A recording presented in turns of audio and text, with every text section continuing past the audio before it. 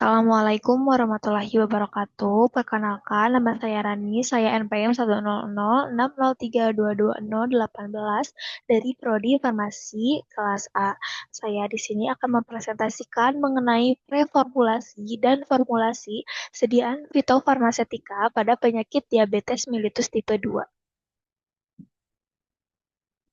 Diabetes mellitus tipe 2 yaitu penyakit metabolik kronis dengan hiperglikemia ditandai gangguan kerja dan resistensi insulin yang membutuhkan terapi jangka panjang termasuk fitofarmaka.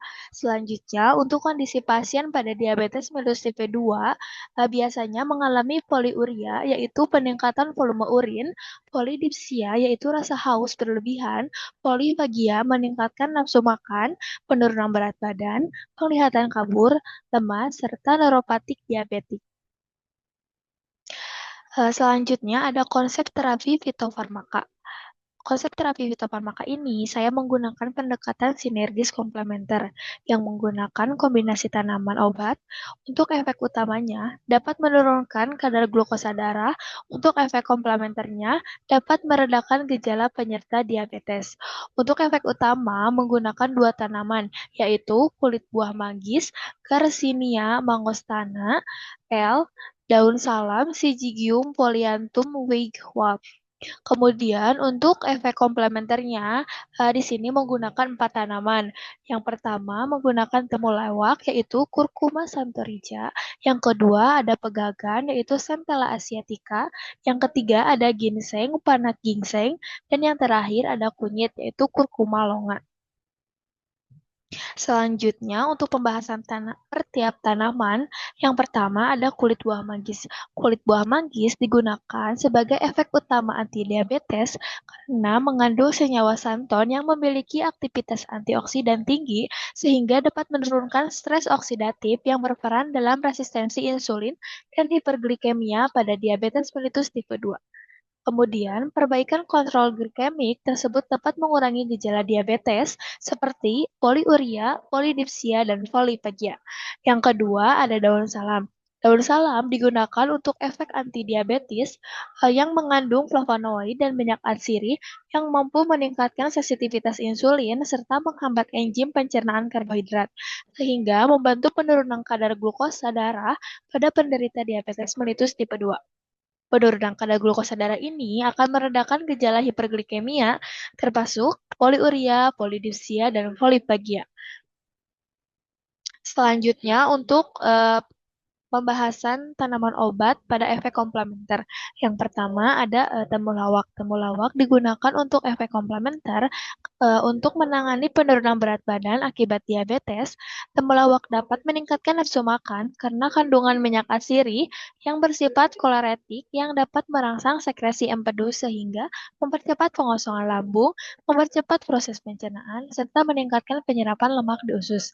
Selanjutnya, proses tersebut selanjutnya memicu sekresi berbagai hormon yang berperan dalam regulasi peningkatan nafsu makan.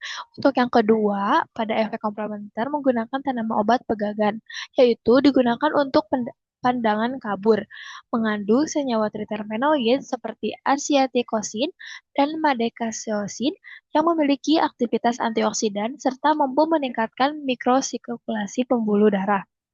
Efek tersebut berperan dalam memperbaiki aliran darah dan nutrisi ke jaringan mata serta melindungi sel saraf dan retina dari kerusakan oksidatif sehingga dapat membantu pengurangan gejala pandangan kabur.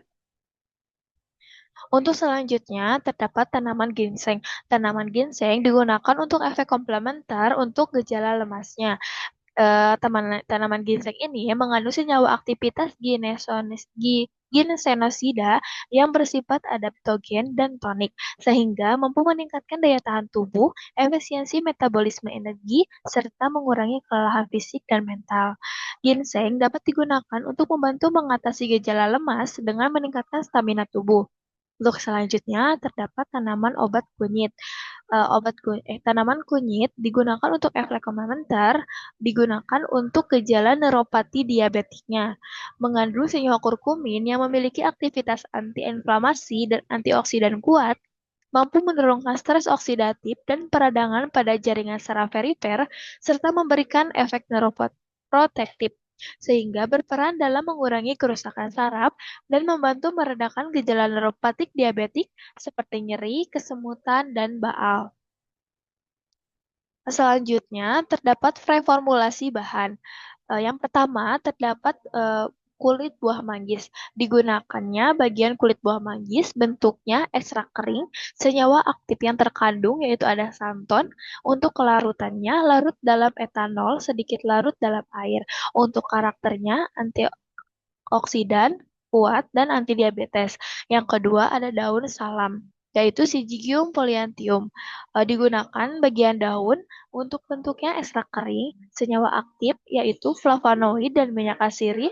Untuk kelarutannya, larut dalam etanol, sebagian larut dalam air. Untuk karakternya aromatik, hipoglikemik, dan antioksidan. Untuk yang ketiga terdapat temulawak. Digunakan pada bagian rimpang untuk bentuknya serbuk simplicia. Untuk senyawa aktif yang terkandung yaitu ada kurkuminoid, santorizol, minyak asiri. Untuk kelarutannya, kurkuminoid larut dalam etanol, tidak larut dalam air. Karakternya koleretik, hepatoprotektor. Selanjutnya ada bahan pegagan yaitu Central asiatica. Digunakan bagian herbalnya, bentuknya ekstrak kering, senyawa aktif yang terkandungnya ada triterpenoid yaitu asiaticosin dan madekasoside. Kelarutannya larut dalam air dan etanol. Untuk karakternya neuroprotektif meningkatkan mikrosirkulasi. Selanjutnya ada ginseng, panak ginseng digunakan bagian akar, bentuknya ekstrak kering juga. Senyawa aktifnya ada ginsenosida. Untuk kelarutannya larut dalam air dan etanol. Karakternya adaptogen, meningkatkan stamina. Untuk selanjutnya ada kunyit kurkuma longa. Digunakan bagian rimpangnya. Untuk bentuknya serbuk simplicia. Senyawa aktifnya kurkuminoid. Kelarutannya kurkumin larut dalam etanol, tidak larut dalam air. Karakternya antiinflamasi, antioksidan, neuroprotektif. Untuk selanjutnya ada formulasi akhir. Sediaan fitofarmaka yang akan dibuat adalah dalam bentuk kapsul dibuat dengan cara granul. Karena memiliki rasa yang tidak enak, mudah untuk dikonsumsi, mudah untuk disiapkan, dan mudah bahan isi terlindung dari paparan. Yang pertama ada senyawa aktifnya menggunakan kulit buah manggis dan daun salam. Untuk senyawa komplementernya menggunakan temulawak, pegagan, ginseng, dan kunyit. Untuk bahan pembantunya ada Avisel sebagai pengisi, ada VPP sebagai pengikat, ada amilum sebagai penghancur, ada magnesium stearat sebagai lubrikan, ada talkum sebagai pengalit, dan ada cangkang kapsul. Kalau berikut ini daftar pustaka yang saya gunakan. Terima kasih. Wassalamualaikum warahmatullahi wabarakatuh.